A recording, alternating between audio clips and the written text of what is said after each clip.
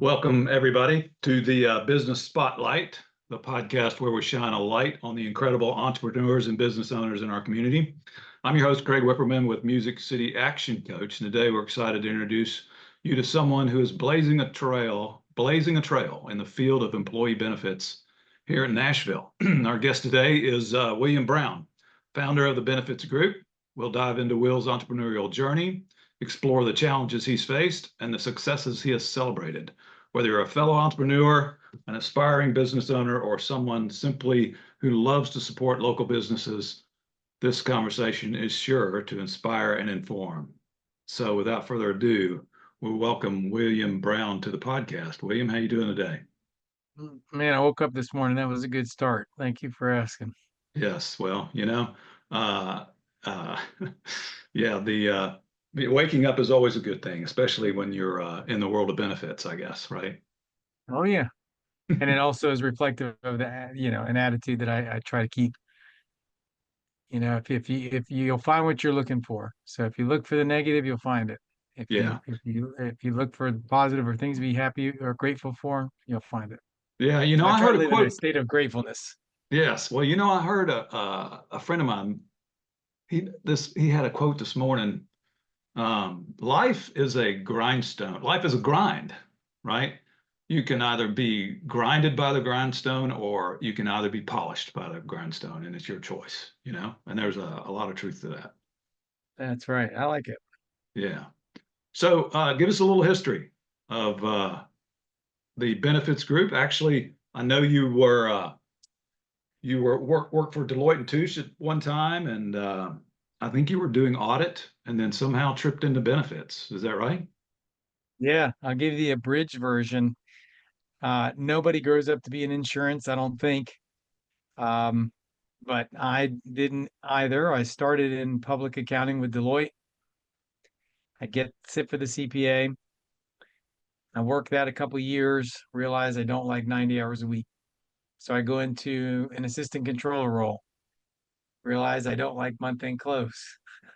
But what I did realize is that while I didn't like accounting or auditing per se, I loved seeing behind the curtain of what made business run. Mhm. So I got into consulting, and that's very nebulous, right? There's jewelry consultants. So I also worked in the whirlwind of small to mid-sized business owners. A lot of times it's hard to define the parameters of the engagement, keep them within those parameters. And I've always learned really in this world of business, you have to niche it out. You can have multiple streams of revenue, but people, when they think of you, they need to think of X. So I saw this area of benefits and I said, this is a very high impact, low technical aptitude, meaning 20 to 30% of the US economic spend is in benefits between Medicare and Medicaid. You have employers that's a very big piece of their bottom line, not only financially, but in their attraction and retention. Now, more so than ever with today's employee generation. So it's a very important piece across the board, from a physical to the business operations to just even a mental, people knowing it's there and they have good benefits, right? But most people, and I'm going to broad brush stroke, so I don't feel ugly in saying this because I'm not talking about a specific person, but most brokers are lazy and product peddlers. They're order takers. They don't understand the gravitas between what they're doing. And a lot of folks get into my industry because that's the only thing they could do. So they think, oh, I'll go sell insurance. So I said, what is business? It's you solving a problem, right? And then you have to convince people that you're the person to solve that problem. But I Mhm. saw there was a problem to be solved here. And I absolutely love what I do. So I'm in the right seat on the bus because, yeah, I get to solve problems every day. I get to solve big problems, be creative, and there's a lot to learn. So I'm always engaged, but then there's a heart behind it. So like I told my son, if you can find something that engages you technically, but also you've got a mission or a heart behind it. For example, I'll give you a quick example. He loves coding. He wants to be an ethical hacker. Now, he's fascinated by it. He's 13. He spends all his time getting certifications. He's going to national competitions. So he's got this technical, he's engaged by the technology, by his craft. But Mhm. what was the heart behind it? He saw his 80-year-old, 83-year-old grandma and grandpa getting scammed by emailers and having to change their cards all the time. So there's a heart behind it. So I told him, I said, if this is something you enjoy technically, but you realize the person behind it, you can blend those two, that's a winning recipe for a career. And so that's what I have here. So Yeah, that's how no I got here. question. No question about it. Yeah, that's, having a mission or a passion in life that fuels your motivation. There's nothing like it, you know? That's absolutely right. Yep. Yeah. So, how did the benefits group come to be? You went out on your own. You got to a point in consulting that was how did you trip across benefits, I guess? How did that happen? Well, as I was saying, I in consulting, I see this bottom line expense of benefits, and I knew Oh nothing about gosh. it really, but I started in what's called voluntary or ancillary coverage. So again, knowing nothing about insurance, but really wanting more connection with people. I'm a connector. We all have right and left brain aptitudes. Mhm. So I have that analytical, I can geek out on tax code or coding. I love building sites as just as a side note, learning. But I also love, I can walk into and speak to a room of 100 people or network in a group and it doesn't drain me. I enjoy that. So I say all that to say that I see this insurance piece and I gained a little understanding. So I got into voluntary benefits. And the voluntary piece I got because most Americans can't write you a $500 check. So I understood the concept of this ancillary coverage that if somebody was hurt, sick, or out of work, this coverage would pay them, right? So that's where I started. And I became a district manager. And then I realized that while the product was good, the hierarchy, the infrastructure, it was a one-trick pony, only one tool in my tool belt for solutions. So I endeavored to expand my offerings and become a brokerage. So I just it was a journey. I'd love to tell you it was a direct, you know, path where I said, oh, I'd like to do employee health benefits. No, I started in ancillary, worksite, voluntary, whatever you call it. They all nomenclature means the same thing. Mhm. But then I said, hey, I need to expand this more offering. So now we help small to mid-sized businesses offer Fortune 500 benefits, and we're good at it. We do all their group health, dental, vision, the group life, disability, 401k, anything that would touch that new hire and your cafeteria benefit offerings. That's what we do. We Mhm. help you pick it out, present it, enroll it, and look like $1 million doing it. Awesome. So, how does how do you differentiate? What is your unique selling position? When you do clients come to you or do you find them? And how does that work? Couple questions. So first, unique selling position. There's at least four things that make us different. First, passion, easy. I mean, you mentioned it earlier. You have to have a passion for what you do. As I told you, most of my industry are not passionate about it. It's perfunctory. It's order taking. Two, Mhm. we outwork. When I say outwork, it's not just because I get here at 4:30 or 5 in the morning. What I mean by outworking is hitting the high notes. Most people can do 90%. I found that in my life. It's that extra 10% that makes the difference. I mean, you've heard people say 110%, but realistically, most people are doing it's that extra, hey, you get an email in with a census, which is just a detailing of your employees that when you're quoting, just responding, saying, hey, received, being quick on your responses, having a timeline for what is that guide rail for 24-hour response, 48. But when I say outwork, it's those subtle nuances. It's that quick to respond. It's that treating that two-man group the same as you would a 200. It's giving those people a little bit more education, spending a few more moments on the phone, understanding the levers that are driving their costs so that they don't have to accept what you say. They can make a rational decision. So passion, outwork, creativity. Most people in my, especially that serve my client base, are not creative, meaning they go with the status quo.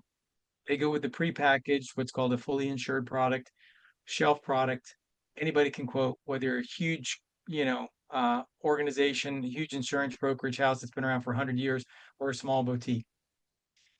What we do is I spend a lot of my time interviewing creative solutions, other carriers, other funding platforms, other networks, what's called cost containment. And we may get into this a little later, the kind of the nuts and bolts. But when you're building a plan, the fundamentals are the same. So what we do is we find out when you have a large 5,000 life case, let's say, or 5,000 employee group, they don't buy prepackaged items, right? They bring in enough premium that they build their risk, their health benefits from scratch. But the fundamentals are the same. Whether you have a large carrier that's prepackaging and offering it on the exchange, that type of plan, or whether somebody's custom building it, but when you custom build, you're able to separate out these pieces and find what's called cost containment measures or stacks. So how are we going to control costs? Through network, through our pharmacy benefit manager, through carve outs, what they call carve outs for imaging or lab, where you have these direct contracts. I'll get into that more later. Maybe I will, maybe I won't. But my point is, you could just tell there's a passion and a level of understanding that most people don't search out in my industry. They just click, point, click, and again, goes back to that order taker mentality. Less than 3% of our industry, I would say, based on what I see at conferences, want to be change agents, disruptors. They'd rather just go with the status quo. But I'm here to tell you that there's so much changing in this environment, and it's not sustainable for somebody making $18 to $20 an hour to spend $2,400 on a family only plan. It's just not sustainable. And there's ways to control that 95 to 98% of the time. So we're creative. And then fourth, I would say that there's a heart behind it. So we had, passion, outwork, creativity. I would say fourth, we keep good relationship with our vendors. So we're 360. So all those things that I told you that differentiate us on the front end, the responsiveness, the kind of, we keep those relationship with our carriers. So if you were my carrier, Craig, I'm not going to you saying, I need this yesterday.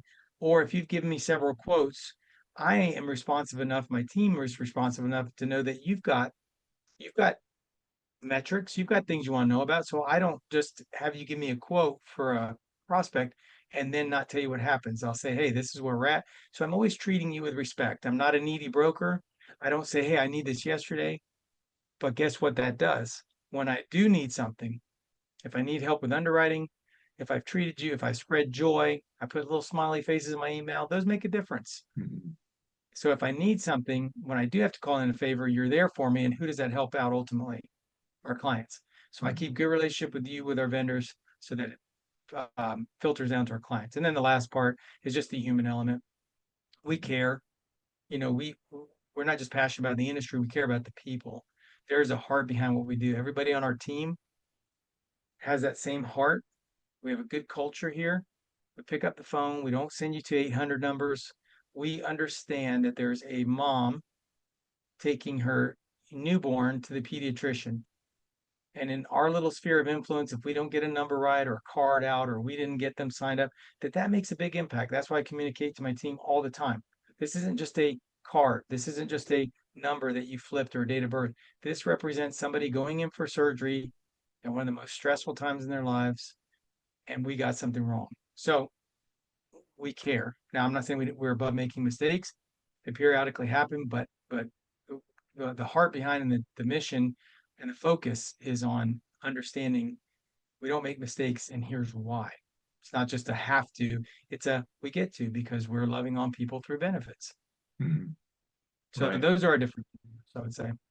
Those are your 5 operational, or I don't know, what would you call them? 5 key They're kind of value propositions, value our core propositions. Yeah. values. Yeah. Yeah. Core values. Passion, creativity, outwork, and just diligence, like being so your craft, really.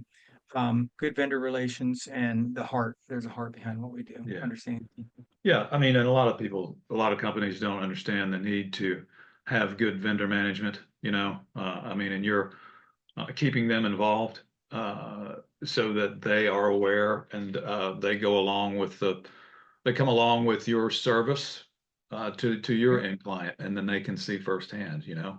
They want to see us win. Yeah, I've heard them talk about other brokers that are not good at what they do. They don't Mhm, understand the business. They don't give them what they need. They send over paperwork that's all flooded. They just pass it along and don't spend the time to filter and save them time. They don't do the extra 10%. mhm, And that makes a difference. And then guess who, when there's somebody that needs to come to the front of the line or who needs a little underwriting help, who are they going to favor? The right, person who treats them with respect. exactly. It's simple. It's Yeah, not it's not it's not hard math. rocket. It's just people don't take a lot of time to focus on those things. Right. It's not rocket science. Everybody says I'm too busy. I'm busy. Yeah. My wife always told me, I used to say that too, and I try not to do it very much at all anymore. Because after several times of chastising me, she would say, everybody's busy, Will. We don't hear you're busy. You tell somebody you're busy, that's just it's not a good look for, Mhm. I'm busy. Everybody's busy. Just do what you do and do it well. And if you're too busy, then get more resources. Right, So, right. Well, and to that end, how many people on your team? And you, there's 12 of us now. 12. And so, how many, was it just you when you started, I It guess? was just me, man. And then I Yeah. got my first follower. And here's the thing. I second half of my life I've been an entrepreneur. My dad retired at 38 after 20 years with AT&T, the Ma Bells when they split. So I saw him as an entrepreneur, second half of his life, property developments. He'd get things, dry cleaners. I ran for him once as collateral on some property. I say all that to say I've been around the small business owner most of my life. I've Hmm. been one. So I understand the struggles. And I came from that mentality just long enough from his mentality of that 50s. I'll do it by the sweat of my own brow. You know the type. Hmm. 50 miles to school, uphill both ways in the snow, that guy. Exactly. So it's a blessing in one way in that I can rebuild an engine, I could code a site. I don't say I meaning, I like to do my own projects at home, but it's a curse. I watched my younger brother, 11 years behind me, grow an organization much more quickly because he learned to depend on others. Hmm. And so an entrepreneur, a lot of times, you know, unless you're a lifestyle business, you have to depend on others. So after I got my first follower, realized, okay, I had to depend on people. I wasn't very good at delegating. I found that out at Deloitte. I was told, hey, you did great here, here, and here, but you're not good at delegating. I tried to do it all, and that's just not sustainable. So now, there's 12 of us, and I've realized that I count on my team, and also I'm an anomaly for people in my space. We have groups from 2 to 200 employees. Most of them are in the 10 to 80 employee range, under 100. We could do larger. As I told you, the fundamentals are the same, but I like being close to the fire, so to speak. I like, working with the owner, seeing the effect we have on lives. I don't want to be a commodity. Let's put it that way. Yeah. But Mhm. but most brokers in my lane, the type I'll paint you an archetype. They're 30 years in the business. They've got them and one other assistant. Can't get anybody on the phone typically. So we're different in this space. We give them technologies and things that the big boys would get, big groups, and we have 12 people, so we don't outkick our coverage. I could have grown a lot more quickly. Period. I mean, everything we've grown by is referrals. That was the second half of your question. Mhm. I'm about to turn on the marketing, but I haven't done it on purpose because I have 15 to 20 groups in the queue right now from referrals. Mhm. And I never want to outkick my coverage. And that's one of the benefits of being in public accounting, watching these organizations that grew too quickly. They were victims of their own success. The infrastructure couldn't keep up. The reputation was damaged. So I never want to chintz on this organization. A lot of entrepreneurs, they don't realize, they just think, oh, I'm going to start a business and Mhm. I'm going to I'm going to bring in $100,000 and I'm going to make 100,000. No, if you bring in 100,000 top line revenue, you just adopted a new child and that child's going to eat first. So, That's right. so I've known that I'm going to dedicate monies to the organization to grow rather than depleting, which again, I think one of the faults of a new entrepreneur is depleting the organization of its resources.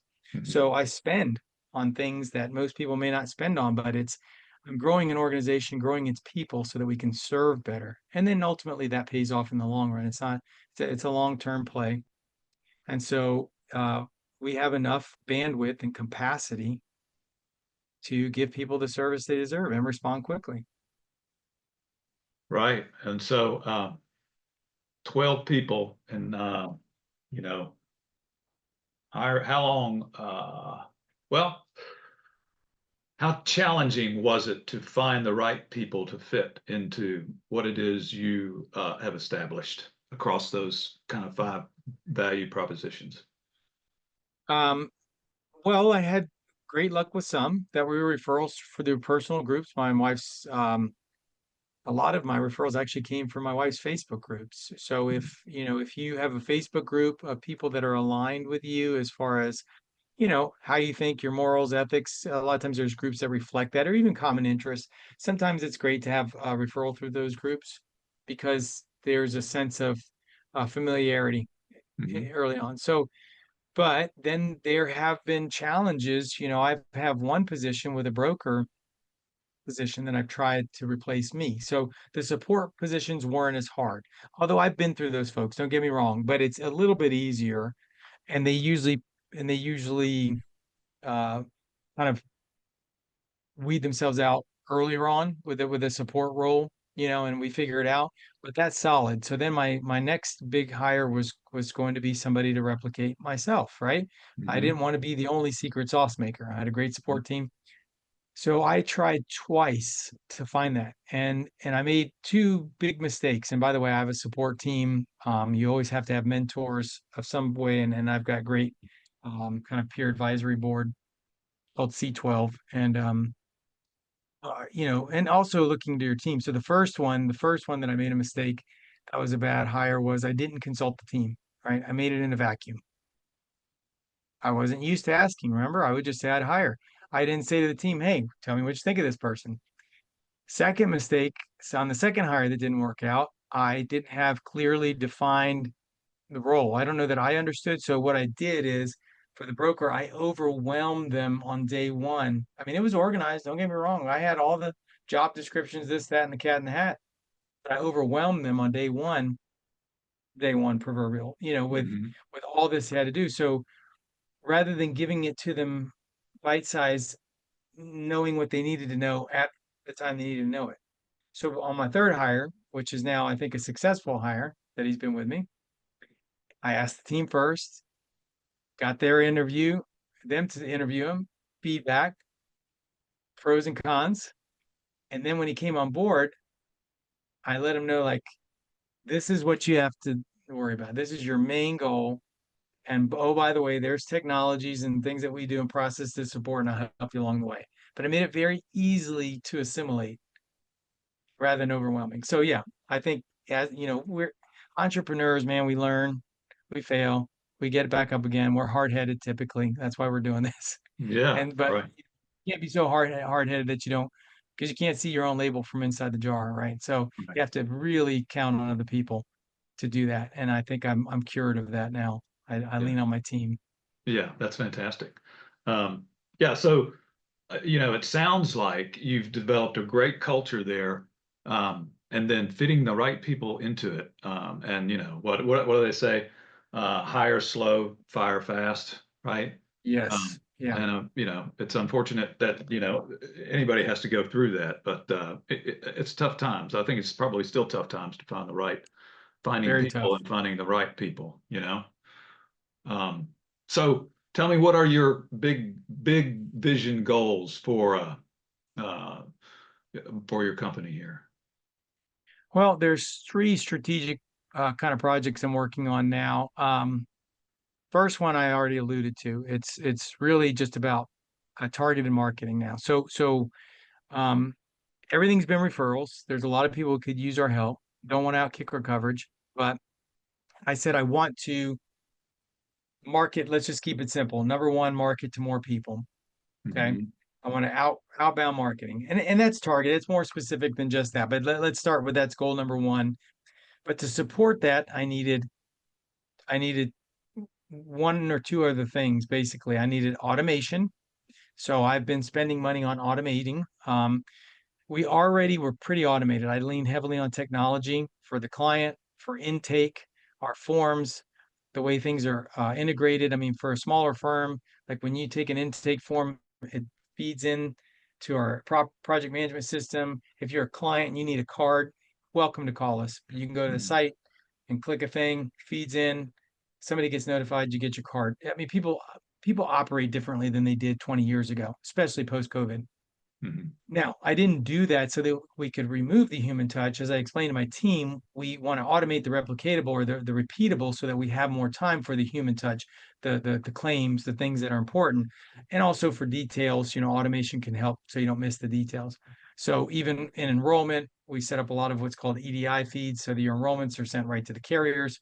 Not every carrier is integrated, but so automation meaning when I'm mass emailing now, the people that come in, I want them to come in through a firewall of sorts. Meaning you come into the landing page, I've automated the system.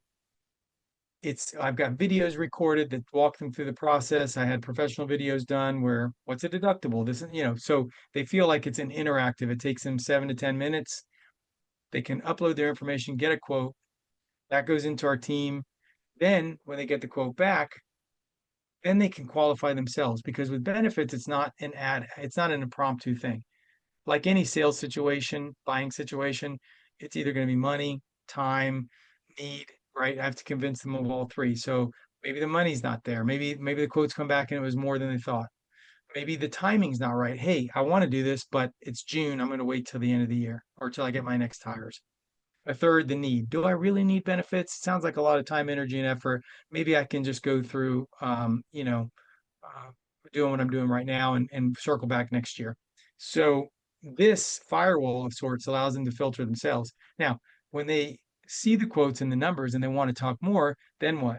Then it's like a referral coming to us. Now we can love on them, educate and take them through the. So I'm basically letting people qualify themselves. So before I mass market, I want to make sure that I can handle the influx because a lot of people will kick the tires, and then those who make it through the firewall will get just like a referral. They referred themselves. So more emailing automation to back that up. And then the third thing is broker support. So remember, I told you we have more capacity than most brokers in my lane. Mhm. So we've got kind of a shared service model. There's a lot of that I want to focus on. That's a strategic focus over the next 2 years. So let's say, Craig, you've been that guy 30 years in the business. You're getting close to wanting to go to the house. You like what you do. Your clients love you, but you see the game's changing and you're ready to check out. And what you're not good at. Now, what you've been good at is rapport building and relationship building. You're good on the golf course, you're a scratch golfer, but you realize that's not cutting as much anymore, and you're really not good at the marketing and the support. Well, I just told you that we've got a really developed project management team processes, even though we're small. And I always used to tell people in business this too. Even if you're small, act as if. You can't say, oh, I'm small, I don't have cyber liability. Oh, I'm small, I don't have good organization or a job description. I've seen, backing up for a moment, I've seen at Deloitte, you've had these large organizations with horrible practices because they had horrible practices when they were small and they just grew and had horrible accounting record keeping practices when they were larger. So we keep all that we as we grow, we've got really good processes. So what I like to do is see if it makes sense. Right now we're going to start slowly. We're going to be helping brokers with enrollment communication, building their enrollment employee navigator, doing their enrollment guide, something that's simple for them, simple for us, so we can kind of see how it works instead of going into the full shared service model. But that's strategic goal number 3. So more outsource reach. Number 2, to make that outsource reach, sustainable. There's an automation factor and process which we've developing. And then the third thing is focusing over the next 2 years on kind of a shared service support model for our broker friends. Oh, wow.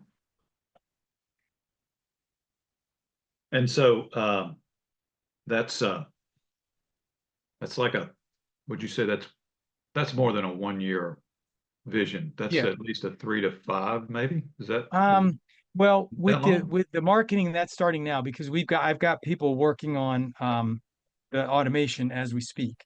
Mm-hmm. Um, and an AI model. I've got somebody that's brought into our C12 group that's just he's worked for very large organizations in the government as it relates to AI. And so there's parts that I want to automate of our business, like I told you, the repeatable stuff, not to remove the human element, so the human element can shine through while the other stuff's in the background. But so the automation part and the marketing is a 1 year goal. The broker support model would probably be a 2 year goal over a 2 year period. Yeah. Yeah. Because it's not that hard to implement. We're already doing it. And I would restrain the clients that came on. We're doing one now, test case. We'll do two. And so it's just a couple well-defined groups that we're going to help them with the enrollment communication and the build because they don't have that capacity. So Yeah. And so are you thinking you're going to add headcount throughout? Well, oh yes, we're going to continue to grow. Yes. yeah, once you start getting Yes. more clients, you'll be adding more headcount, of course.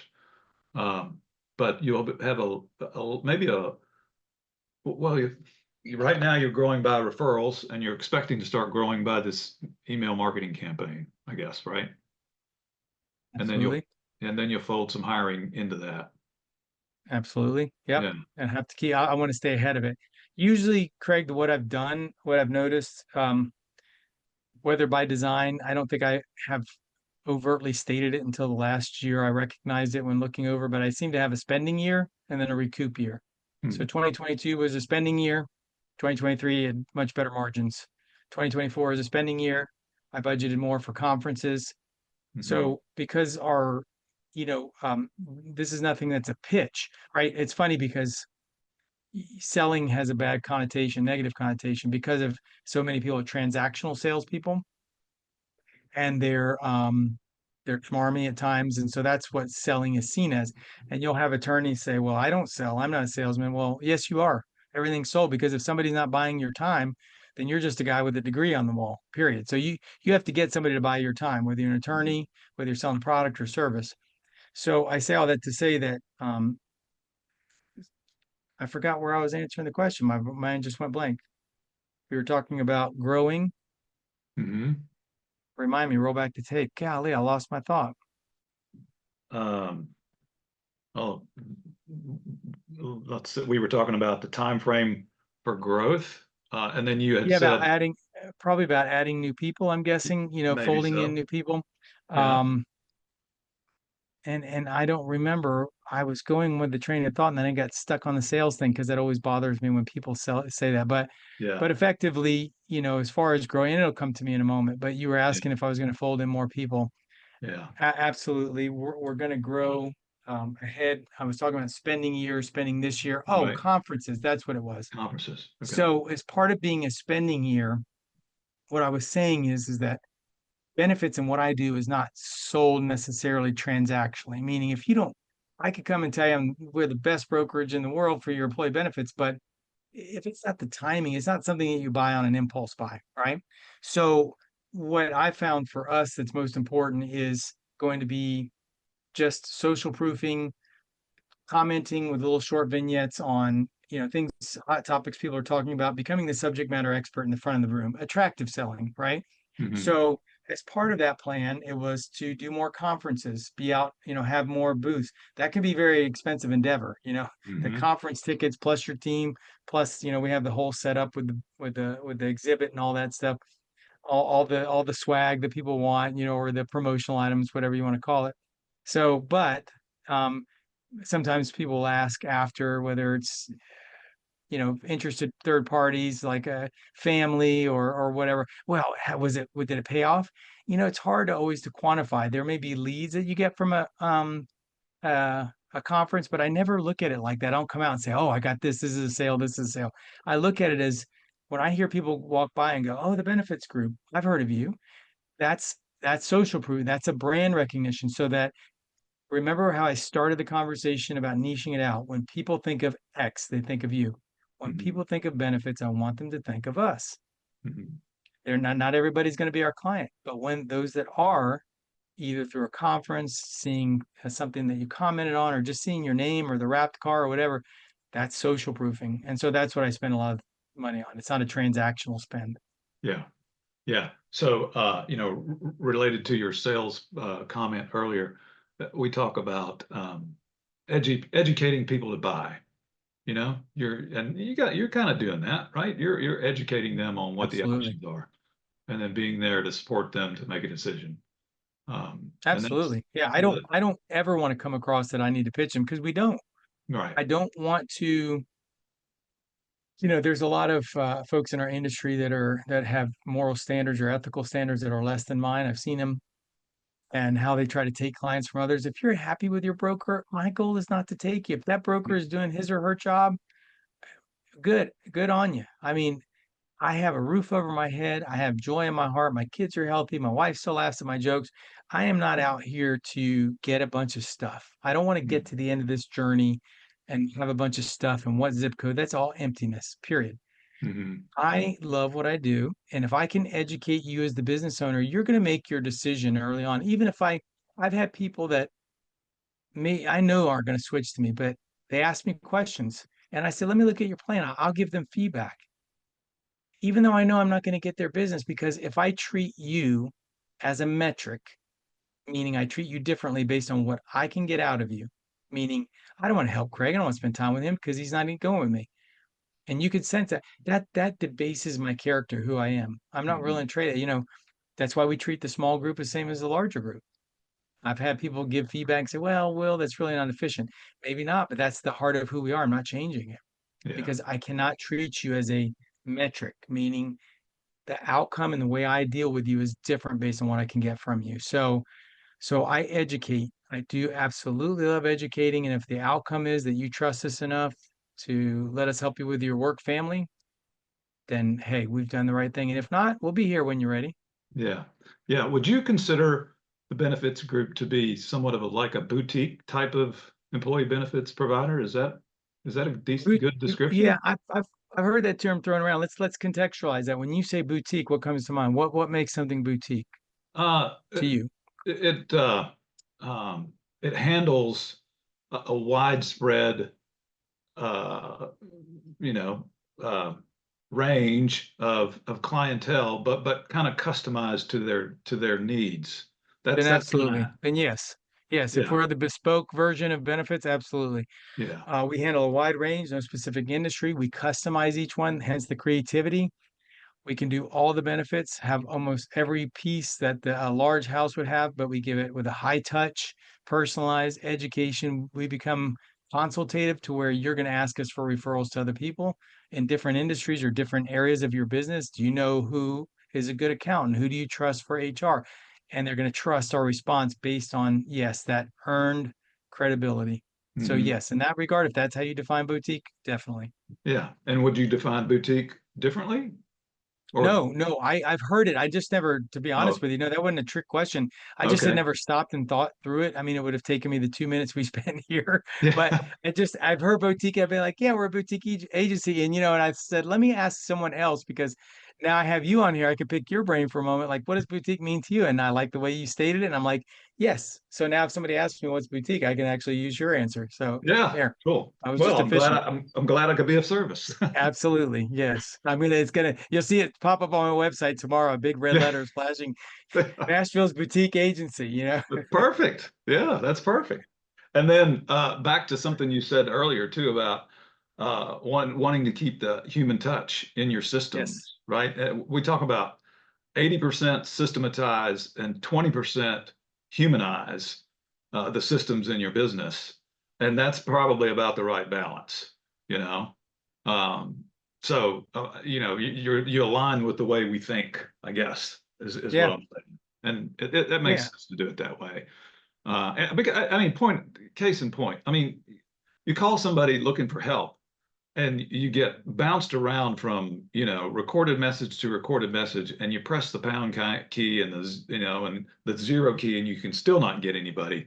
It is so Oh, frustrating. It's just so yes. frustrating. I mean, I get that they're trying to be efficient, but somebody There's on a a point senior of the end. margin where efficiency, yeah, is detrimental when Right. you If lose somebody on a touch with your senior client. level at the company that I'm trying to get in touch with would go through what it is I experienced, they would have nothing to do with it. You know what I mean? That's right. They would go make the changes immediately. They don't. It just But drives me there nuts. to be fair, they're probably, and not fair, but to actually just call it what they're probably so removed from that decision making process that they don't have a good handle. And this old Israeli guy used to say to me, the fish stinks from the head. So, Yeah. good leaders, good organizations, it should permeate through the culture.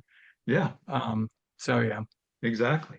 So what do you think the biggest challenges are going to be for you to get through this 1 to 2 year plan and then manage your growth afterwards? What are your biggest challenges as you see that Biggest those challenges are opportunities? always going to be people getting Yeah. get learning the industry. I'm there. I'm surrounded by the right people. I'm going to the right conferences, part of the right organization, and similar thinkers of disruptors and change agents who want more transparency. Like, all that's good. It's going to be, I think, like anybody that's in my peer groups that I've talked to in other businesses, people. Your business Hmm. is about people being aligned, rowing in the same direction. How effective am I at finding those people, onboarding them, keeping them happy, communicating the mission? You know, Organizations have mission drift. I explained to my young kids, a 1 inch deviation over 10 feet isn't much, but you extrapolate that over years, and we've seen it. I won't call out the names of any organizations, but organizations that we knew as one thing 20, 30 years ago have had mission drift, and they're not recognizable. So keeping alignment, not outgrowing the heart.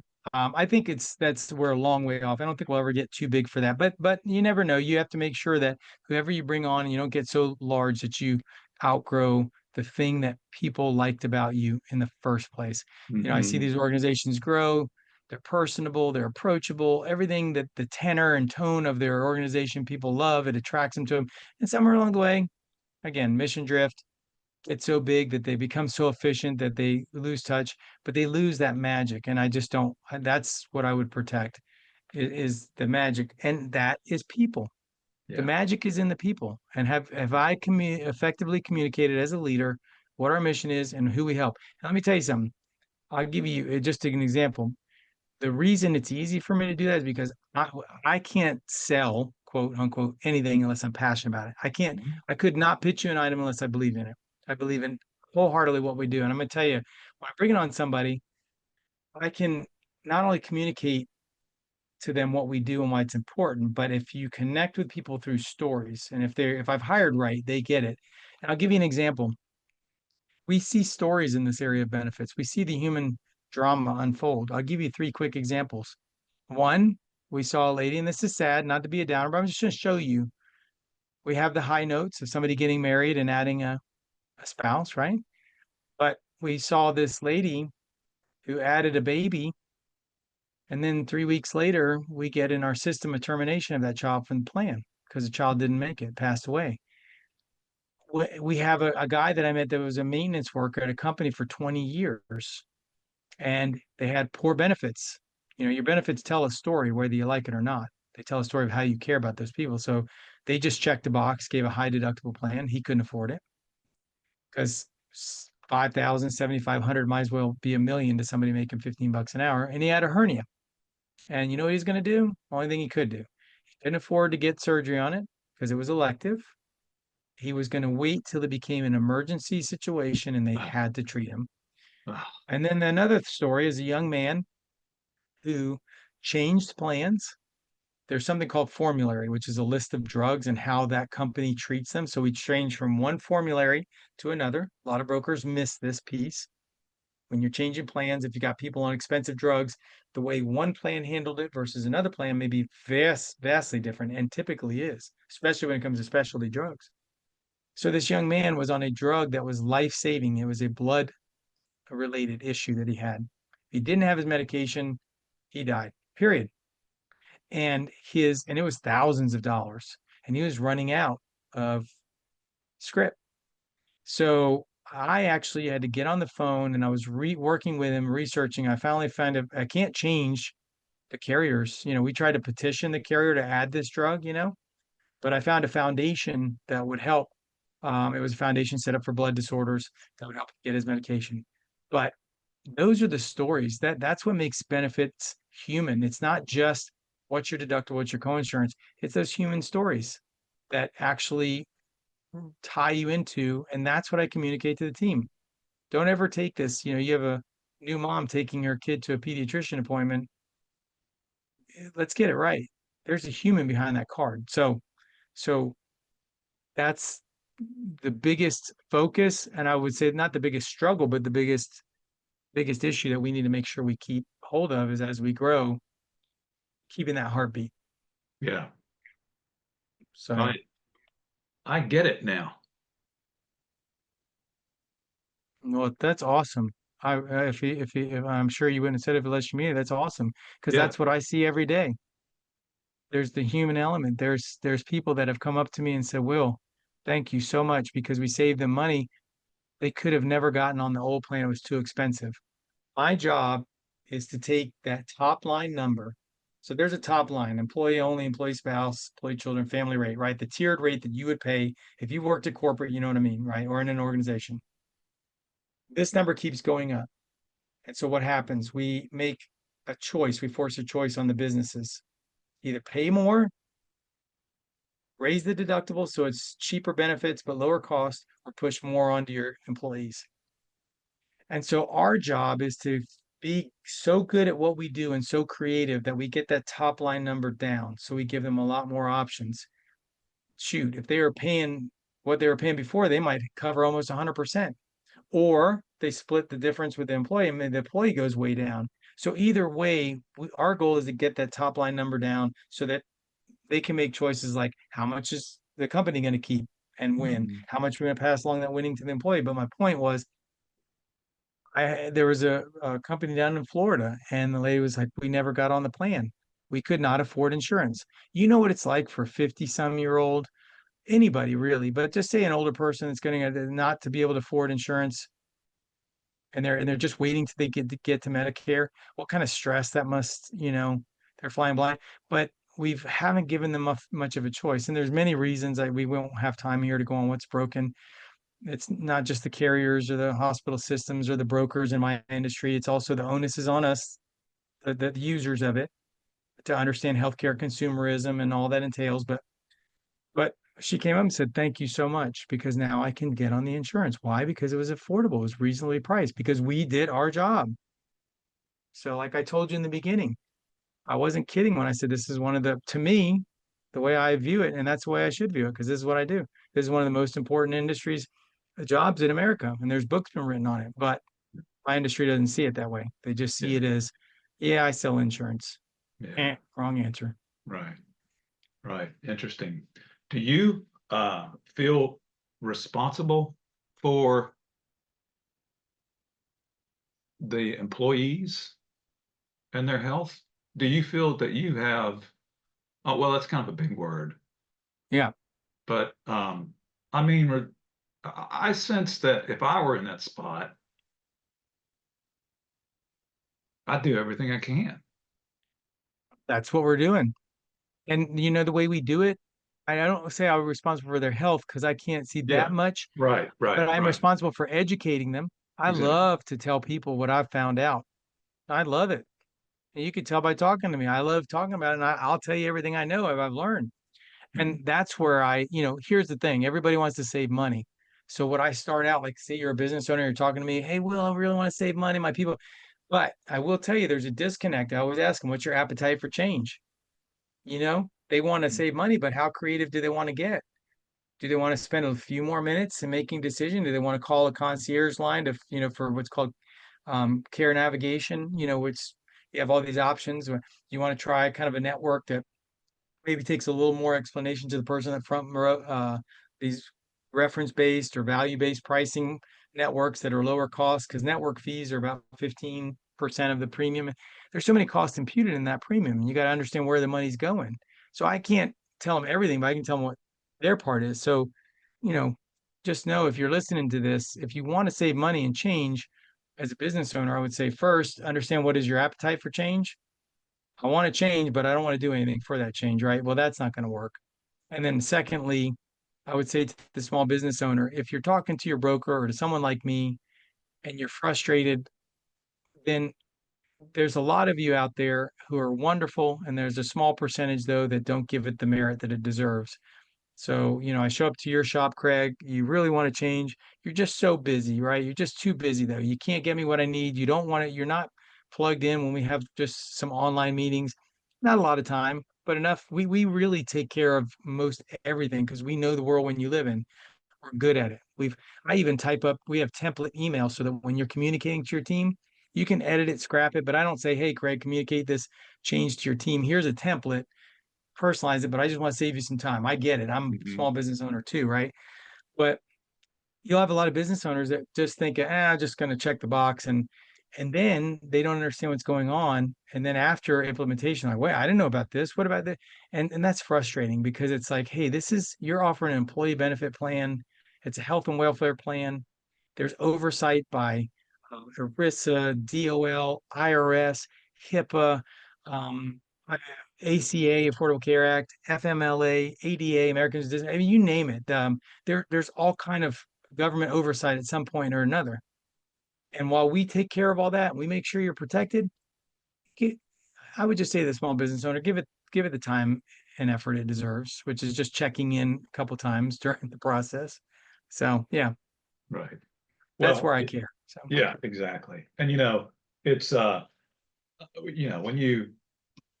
the business owner is dollars and cents, when they first enter into this.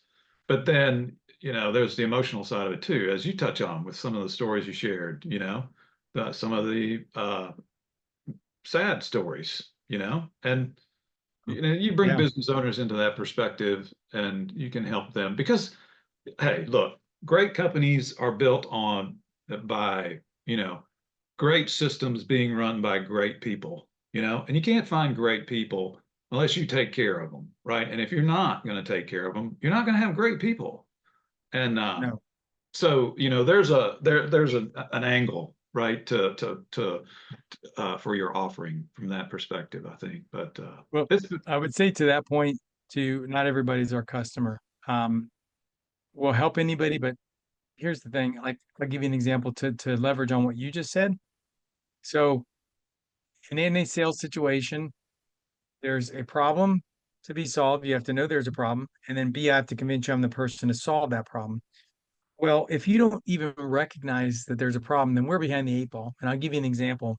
I had a guy one time, I'm not kidding. Basically, effectively, I'll get 90% of this right. We were talking about plans and plan design. What do you think your group would like? Why try to understand what they make hourly. So so I know what demographic I'm dealing with, right? What's going to be important to them, cost, benefit. Anyway, he says, yeah, just send me what you got. These guys spend their money on beer and cigarettes on Friday. Let me take a look at it. Well, that's not my kind of people because Yeah, he's not even understanding that there's a problem. I would love to help his employees, but unfortunately, he's not going to be, I wouldn't say somebody like that typically is going to be around or have a well-run business. Because hmm, if he's like that about benefits, about his people, then everything else is probably run on a shoestring. It's probably run haphazardly. But so it's not about size because now you get a 15-man, HVAC company. You got Barb and Gary, the type Barb and Gary, they love their people.